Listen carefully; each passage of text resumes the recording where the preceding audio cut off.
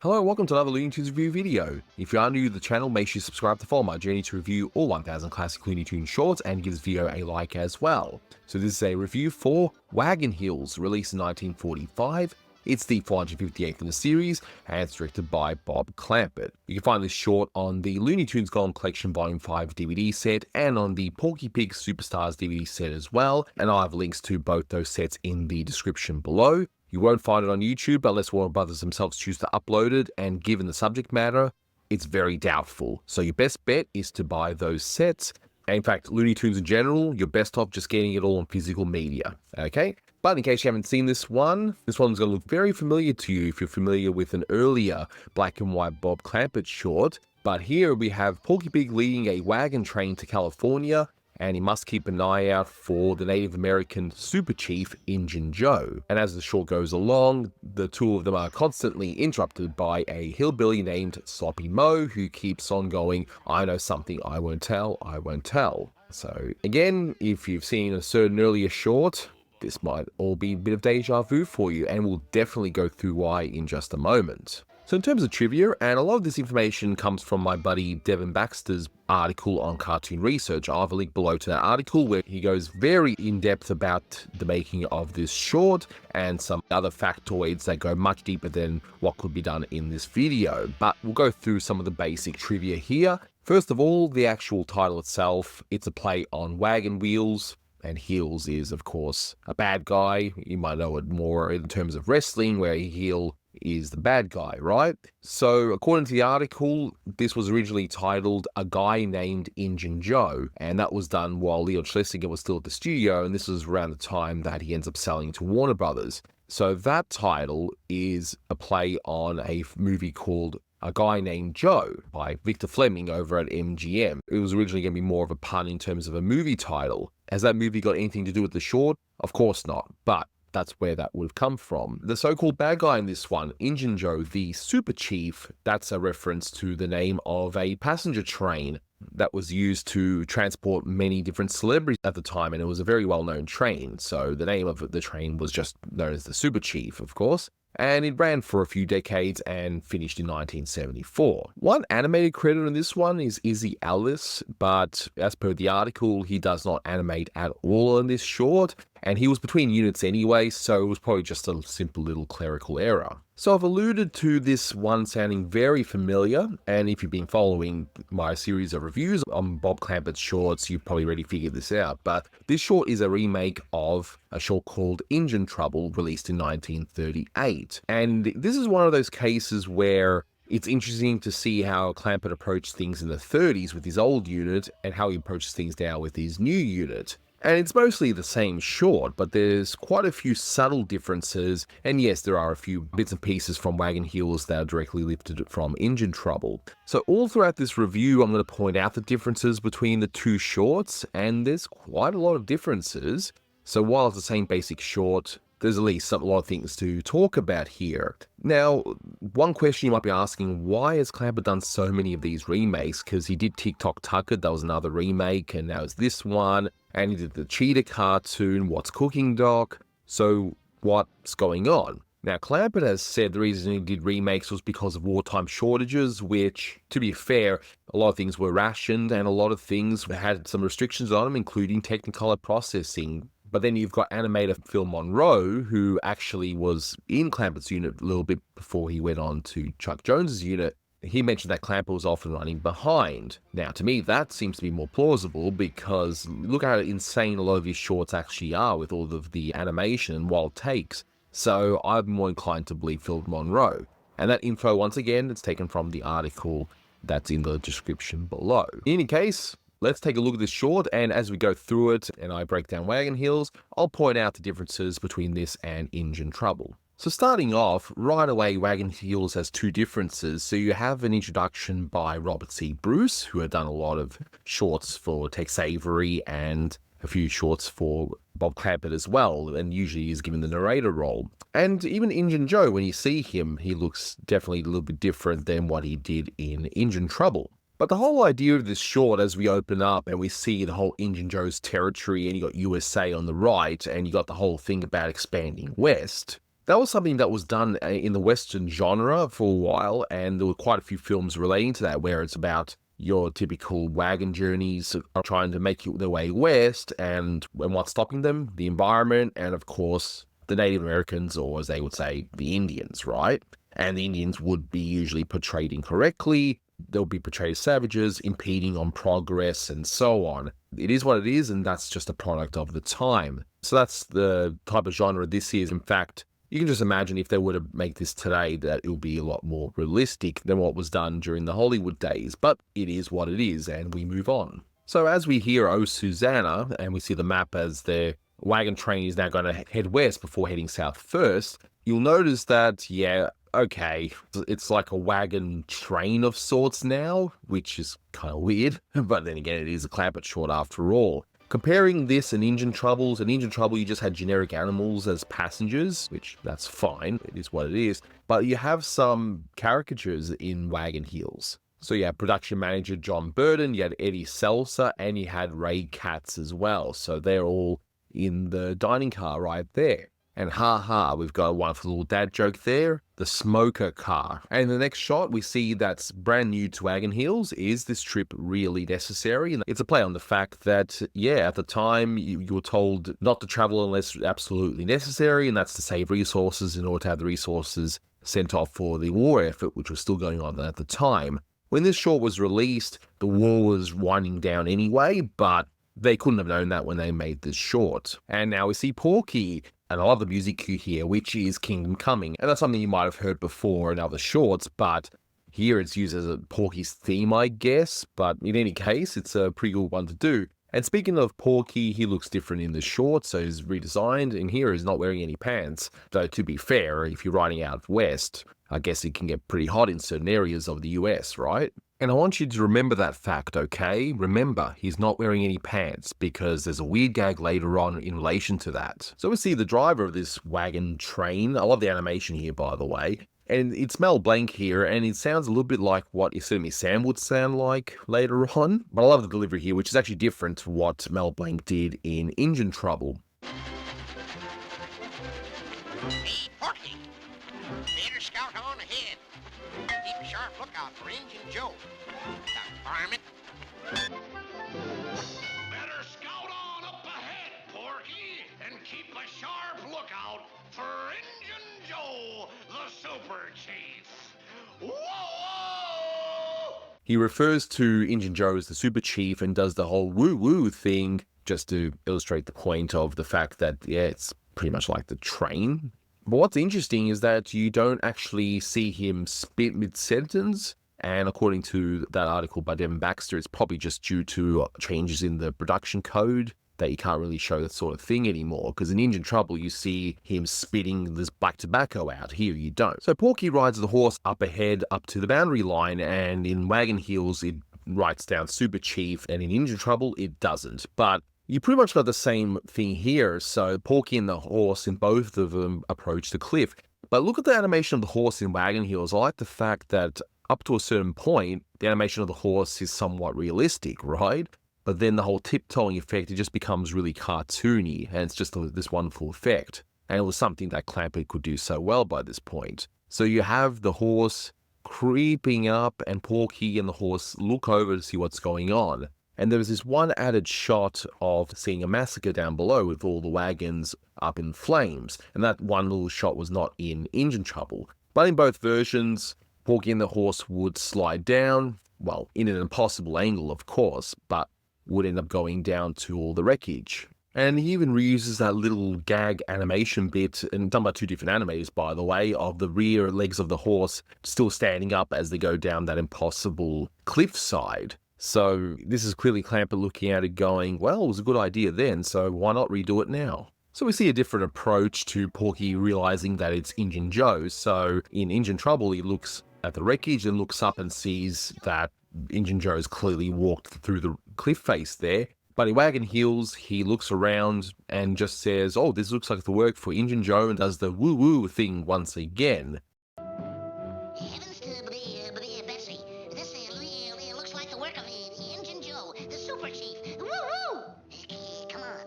And both versions has Porky going through those giant footprints, which is pretty funny in any case. But both versions have the wonderful character, the brilliant character, Sloppy Mo. Now, what's interesting is that in Engine Trouble, Sloppy Mo was voiced by Mel Blanc, but in Wagon Heels, he's voiced by the director, Bob Clampett. Yeah, go figure, right? In fact, and Injun Joe in this one is voiced by Mel Blanc instead of Billy Bletcher, so there's a bit of a change up here.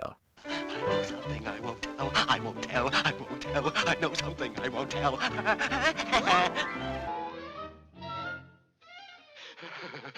I know something I won't tell. I won't tell. I won't tell. I know something I won't tell. Nya, nya, nya, nya. Why, Sloppy Mo. What do you know? But comparing the two scenes involving the first meeting of Porky and Sloppy Mo, what do you know? It should be pretty apparent that the animation Wagon Heels is so much better, it's so much wilder and more expressive, and it tells the exact same thing. It's not to say that the animation Injun Joe was bad or anything, but it definitely showed just how much better Clampett had gotten in regards to directing his animators. But even Clampett's own vocals here are incredible, and he even does a little singing part at the very end of this. So again, it may be a redone bit, but Clampett improves on it in every way. What is it? Well, it's just that. Well, it's Sloppy Mo. What do you know? Well, it's come here, I'll tell you. It's a secret. It's a secret. Secret. About Injun Joe. But now we see Injun Joe going through a mountain and passing through the trees. So it's done differently in each short, which you'll be able to see in the footage. And again, it just shows how much of an improvement things can be in Wagon Heels. So he encounters a bear who proceeds to roar at him, but Injun Joe being Injun Joe, he ends up roaring back, and the bear ends up crying. Now, in Injun Trouble, Injun Joe would end up going to the top of a mountain and getting some, I guess, ice cream or some such right there.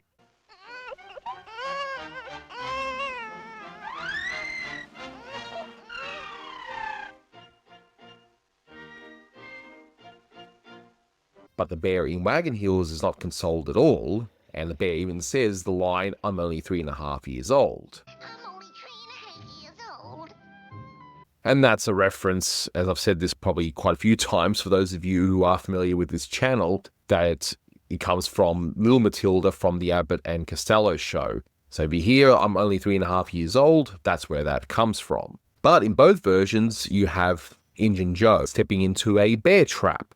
And you got that wonderful bit of animation of him actually just chewing out of it. In Injun Trouble, it's basically like a human sound, and in Wagon Heels, it's like a dog sound. And this whole bit was also used in the Chewing Bruins, so Clampett definitely made some good use out of that one. Both versions of the short has Injun Joe approaching the river and walking through it like it's absolutely nothing. So we see Porky approaching the river, and he actually talks in Wagon Heels saying, "Hey, it's impassable, what can we do?" The horse has the bright idea, though, that he can just drain the river, because why not, right? Now, the difference here is interesting because you have in Injun Trouble, Porky ends up encountering Sloppy Mo again, and you got the whole thing about, "I know something I won't tell," and that's a funny scene and that, but when you look at it in context of Wagon Heels, yeah, I can see why Clampett chose not to do it again, because we end up going to seeing Injun Joe looking over the cliff head. But the second encounter from Sloppy Mo ends up being with Injun Joe on the cliff head, and got some wonderful vocal delivery again by Clampett as he falls down, and Injun Joe simply says, "Him screwball." I won't tell. I know something I won't tell. Him, Screwball. Of course he is, right? So in another difference in terms of how Injun Joe actually gets down off the cliff head, so in Injun Trouble, he flies down like a actual fighter plane.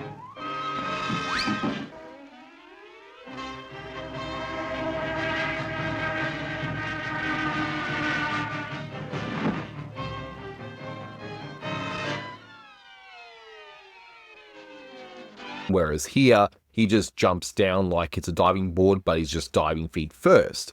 and he's so strong that the whole world shakes with him. So in Wagon Heels, Injun Joe ends up noticing the wagon train and ends up changing the pathway and turning it to circle on itself. And the whole thing involving wagons going around in a circle like that, that's a trope that you would see in a lot of westerns at the time, especially when they're being attacked by a whole tribe of Native Americans. But here it's just one. It's just Injun Joe. And unlike in Injun Trouble, where he just rides a stick, here he rides an actual hobby horse, which is a toy that's still around. And it's a very exciting toy, but, it is what it is, right? So we see our conductor or chief or whoever you want to call him shooting at Injun Joe. So in the original version, when he shoots, you hear a certain sound effect when he's actually spitting out the bullets, right?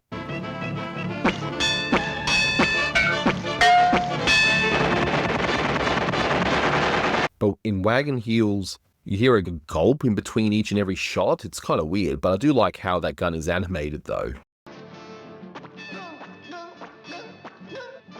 Now in Injun Trouble, you have Injun Joe just shooting 2 arrows with the stick that he was riding on, whereas in Wagon Heels, Injun Joe ends up using a tree and just shoot arrows, one of which ends up hitting one of the wagons, and it's the same gag in both where it all deflates and then the guy just pumps it back up.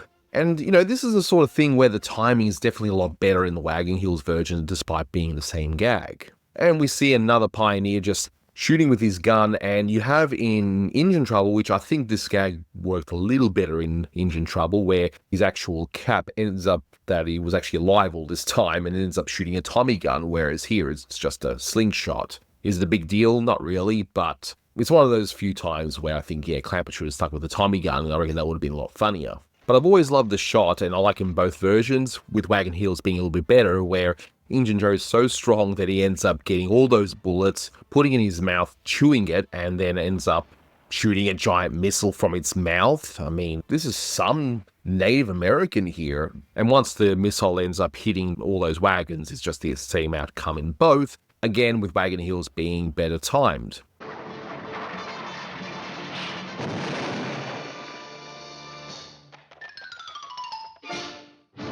Now, in Injun Trouble, the next shot is just Porky approaching Injun Joe, and then you have the whole final chase scene. Here, Clamper does something a little bit different, which I do think adds to it. It adds to the danger of things, even though we all know it's just a cartoon, right? So we have the conductor or the chief or whoever he is approaching Injun Joe, but ends up being freaked out, and I love that scream that he does. And that scene's very brief. Then we see Porky come up, and we see that Injun Joe, in a moment of tension, ends up going to, I suppose, scalp him. That's probably what he's going to try and do there. But Porky ends up being so strong, he ends up getting the axe from Injun Joe's hand and hits Injun Joe on the foot, which does nothing. I love how Porky just gives him the axe back anyway. I don't know why he would do that, but in any case, he does. Now, the next bit is just freaky, because you have to wonder, is Porky wearing flesh-colored pants because his pants fall down? I guess he's wearing underwear. That is just ridiculous and freaky and hilarious. And, of course, it's got to be the trademark cartoon underwear. If it's not love hearts, it's just got to be polka dots, right?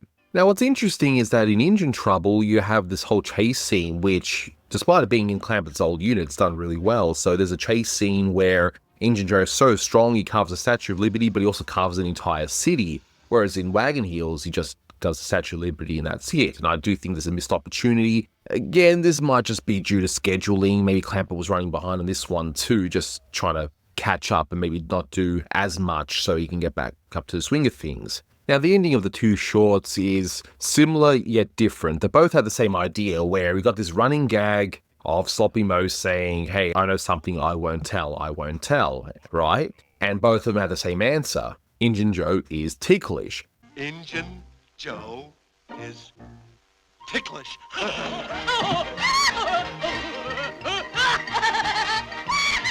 Injun Joe is ticklish.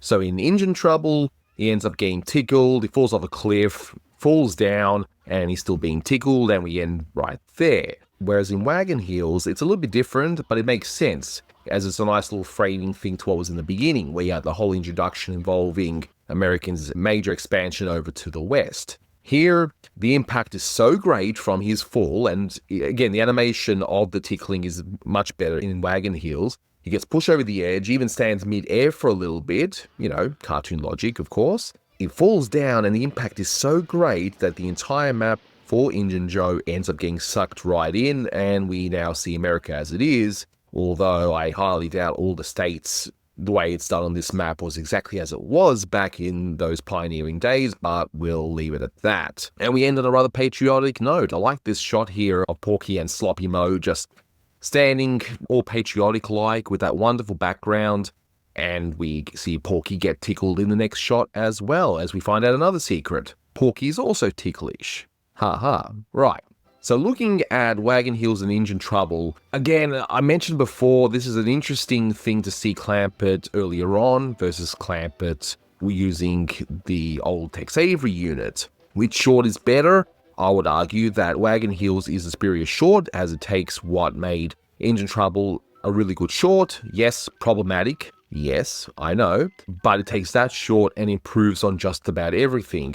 I do prefer one or two gags in Injun Trouble, but overall though, if I had to pick one of the two, it would have to be Wagon Heels. But is this a go-to short for me? Perhaps not. It's got a lot of great things in it. It's got that wonderful Sloppy Mo. I mean, I think Sloppy Mo is pretty much the star of the show in this one, right? This one, look, 7.5 out of 10. It's fine for what it is, and I do have fun with it. It's just not one of Clampett's best. You can just sort of tell that he was trying to get this one out the door in order to catch up.